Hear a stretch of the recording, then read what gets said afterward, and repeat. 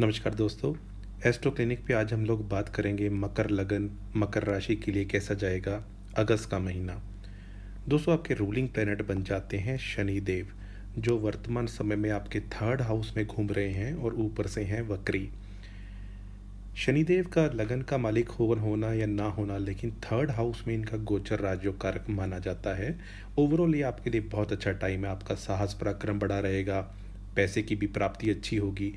कोई अगर आप बिजनेस वगैरह स्टार्ट करना चाहते थे तो उसके लिए भी अच्छा है, क्योंकि यहाँ बैठा शनि आपके भाग्य स्थान को देख रहा है। इसके अलावा आपका, अगर आप रियल एस्टेट में काम करते हैं, प्रॉपर्टीज़ है रेंट पे चढ़ाते हैं, या बिल्डर हैं, कंस्ट्रक्शन का काम करते हैं, मैन्युफैक्चरिंग है, ये सारी चीज़ों में शनि का गोचर आपको बहुत अच्छा रिजल्ट देगा। आपको ये ओवरऑल मेहनती भी बनाएगा। तो ये सारी स्थितियाँ आपके लिए अच्छी ही दिखाई देती हैं। विदेश संबंधित काम भी अगर आप करते हैं तो उसमें भी आपको अच्छा रिजल्ट ही मिलेगा। दोस्तों, शनिदेव अभी अपने ही नक्षत्र में है, तो ये इसलिए और भी ज़्यादा स्ट्रांग हो जाते हैं। आगे बढ़ेंगे और बात करेंगे आपके नेक्स्ट इंपॉर्टेंट प्लैनेट की, जो बन जाते हैं शुक्रदेव। शुक्रदेव महीना स्टार्ट होने पे आपके 6th हाउस में घूम रहे हैं और ये 20 तारीख को आ जाएंगे कर्क राशि में।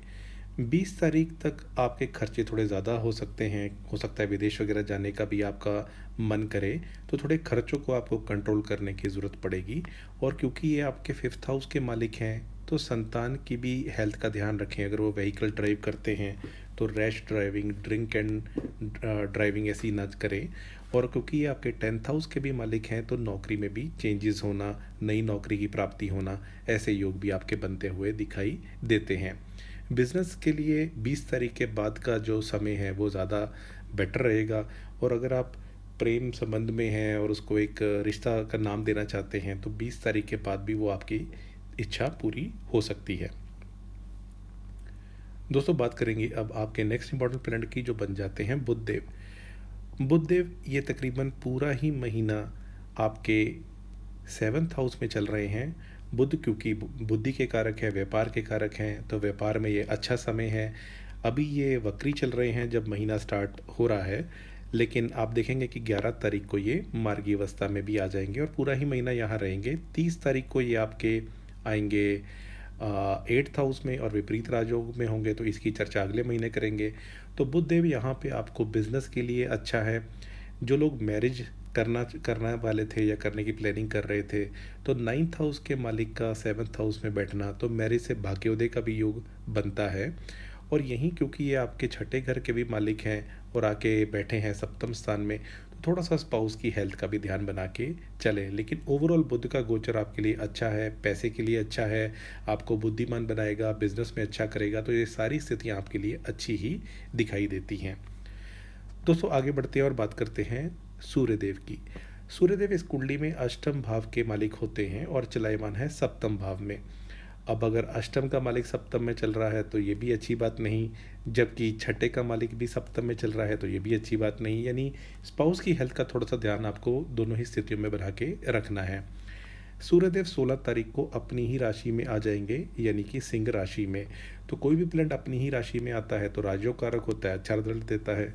ये उनके लिए बहुत अच्छा है जो लोग पीएचडी करते हैं या रिसर्च बेस्ड काम करते हैं, या भूमि के नीचे जैसे माइंस वगैरह हो गई तो वहाँ का काम करते हैं, या जैसे सीआईडी, सीबीआई, एनआईए, जो ऐसी एजेंसीज में है जो गुप्त रूप पे काम करते हैं, उनके लिए बहुत अच्छा पीरियड रहेगा 16 तारीख के बाद। और इससे पहले की अगर बात की जाए तो जैसे मैंने बताया, आप अपने स्पाउस की हेल्थ का ध्यान बना के रखें। उनके साथ थोड़ा ईगो इश्यूज भी हो सकते हैं। कई बार होता है, जैसे मंगल है तो वो स्पाउस के साथ गुस्से वाला बिहेवियर कराता है। सूर्य जो है वो ईगो, अभिमान, उस चीज़ को ले आता है, तो उस चीज़ का आपको ध्यान रखना है। दोस्तों, बात करते हैं चंद्रदेव की। चंद्रदेव सवा दो दिन में राशि परिवर्तन करते हैं, आपके सप्तम भाव के मालिक हैं। सामान्यतः जब भी ये चौथे, आठवें, 12वें में हो वो दिन अच्छे नहीं माने जाते। ये दिन आपके लिए बनेंगे 14, 15, 22, 23, 24 और 5, 6। इन डेट्स को आप बाहर का खाना अवॉइड करें और व्हीकल सावधानी से चलाएं तो ज़्यादा अच्छा आपके लिए रहेगा। आप हो सके तो दूध, दही, चीनी, चावल का दान भी कर सकते हैं इन्हीं दिनों में। और दोस्तों, जैसा मैंने बताया कि जो महीने की परिस्थिति चल रही है उस हिसाब से आप 5-6 तारीख अपने स्पाउस के लिए भी थोड़ा सा यानी ध्यान रखने के लिए उनको कहें। उसका कारण ये है कि एक तो चंद्रदेव आपके सप्तम भाव के मालिक 12वें घर में जाके बैठेंगे। दूसरी चीज़, आपके छठे घर के मालिक सप्तम में है और वहीं आठवें घर के मालिक भी सप्तम में है। तो ये तीनों ही स्थितियाँ अच्छी नहीं हैं, तो 5-6 तारीख का आप स्पेशल ध्यान रखिएगा। ऊपर से शनि की भी यहाँ पे दृष्टि पड़ रहेगी, यानी चंद्रमा पे पड़ेगी। दोस्तों आगे बढ़ते हैं और बात करते हैं मंगल देव की। अब मंगल देव आपके 4th हाउस के मालिक हैं और आपके लाभ स्थान के मालिक हैं, तो इम्पोर्टेंट प्लैनेट बन जाते हैं। अब ये वर्तमान समय में आपके 9th हाउस में गोचर कर रहे हैं। केंद्र का मालिक त्रिकोण में हो, केंद्र या त्रिकोण का मालिक केंद्र में हो तो वो राजयोग बनता है। अब ये 4th हाउस के मालिक आपके बैठे हैं 9th हाउस में, तो आपको भूमि संबंधित कोई अच्छा एडवांटेज हो सकता है, यानी कोई प्रॉपर्टी वगैरह का आप सेल परचेज या खरीदना चाहते थे वो हो सकता है। यहाँ बैठे मंगल की जो दृष्टि है ये फॉरेन के यानी 12वें भाव पे पड़ेगी, तो विदेश में आपको जाना था, विदेश संबंधित काम करने थे तो उसके लिए भी अच्छा है। यानी प्रॉपर्टी अगर आपको बेच के कहीं निकलना था कि दूसरी जगह जाना था तो वो भी आप कर सकते हैं। आपका साहस पराक्रम भी इस पीरियड में बढ़ा हुआ रहेगा, तो प्रॉपर्टी संबंधित काम आपके होना, मदर के साथ मिलके कोई प्रॉपर्टी का काम करना या उनके साथ मिलके कोई प्रॉपर्टी खरीदना या बेचना, ये सारी स्थितियाँ मंगल के लिए बहुत अच्छी बनती हैं, क्योंकि ये आपके 11th हाउस के भी मालिक हैं और चल रहे हैं 9th हाउस में। तो कोई आपकी विशेष इच्छा पूरी हो सकती है, या तो वो ट्रैवलिंग की होगी, घूमने फिरने की होगी, या कोई मान सम्मान की होगी, यानी कोई भी आपकी जो विशेष इच्छा थी जो आप काफ़ी समय से चाह रहे थे वो आपकी भाग्य के थ्रू, ट्रैवलिंग के थ्रू, पिता की सपोर्ट के थ्रू हो सकती है पूरी। दोस्तों बात करते हैं गुरुदेव की।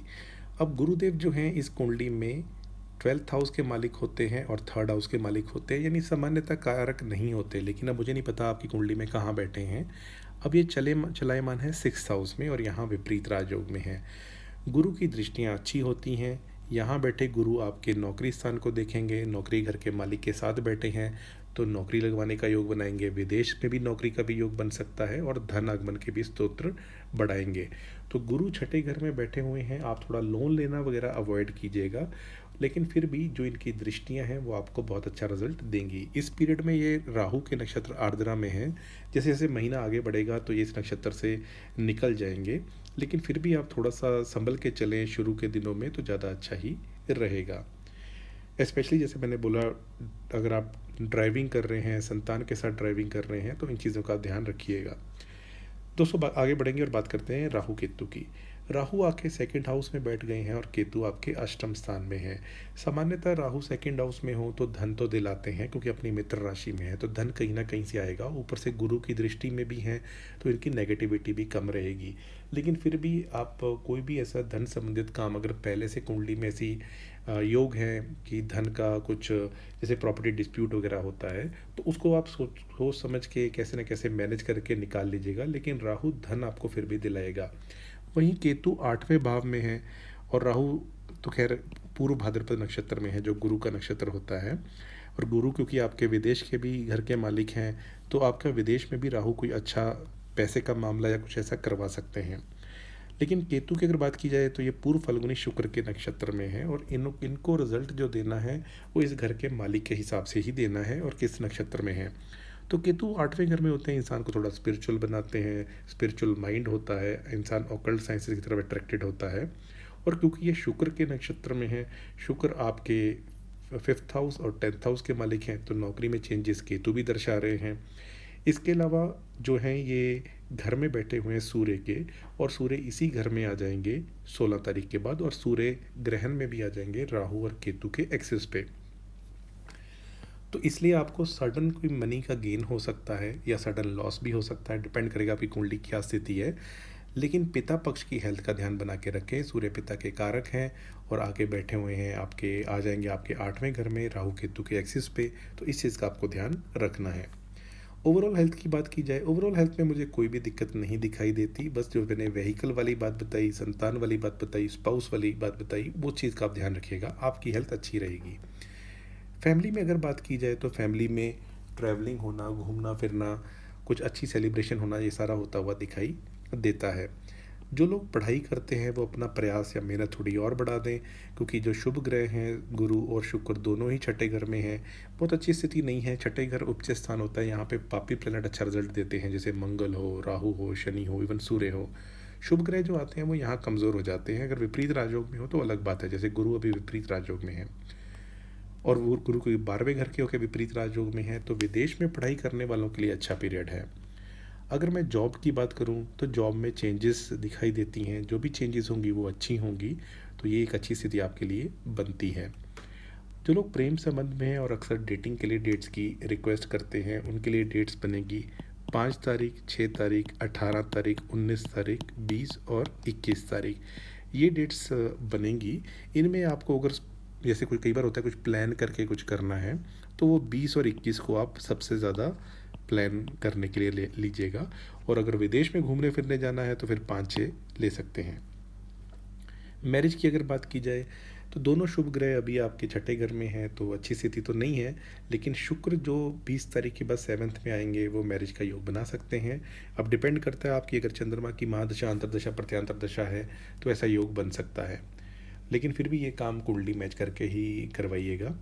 और अगर मैं स्पाउस की बात करूं तो स्पाउस के लिए उनके विदेश में ट्रैवलिंग के योग दिखाई देते हैं। हो सकता है वो घूमने फिरने के लिए आपको कहें कि चलो घूम फिर के आते हैं, तो ऐसी उनकी स्थिति बनती हुई दिखाई देती है। नौकरी में भी उनको कुछ ट्रैवलिंग करनी पड़ सकती है और उनको भी अपनी हेल्थ पे थोड़ा सा ध्यान बना के रखना है, क्योंकि अगर हम सप्तम से देखें तो राहु अष्टम में घूम रहे हैं और जैसा मैंने बताया 6-8 के मालिक सप्तम में ही हैं, तो स्पाउस की हेल्थ का ध्यान आप बना के रखें। फाइनेंसिस के लिए पीरियड अच्छा है, पैसा आएगा भी, आप घूमने फिरने पे खर्च भी करोगे।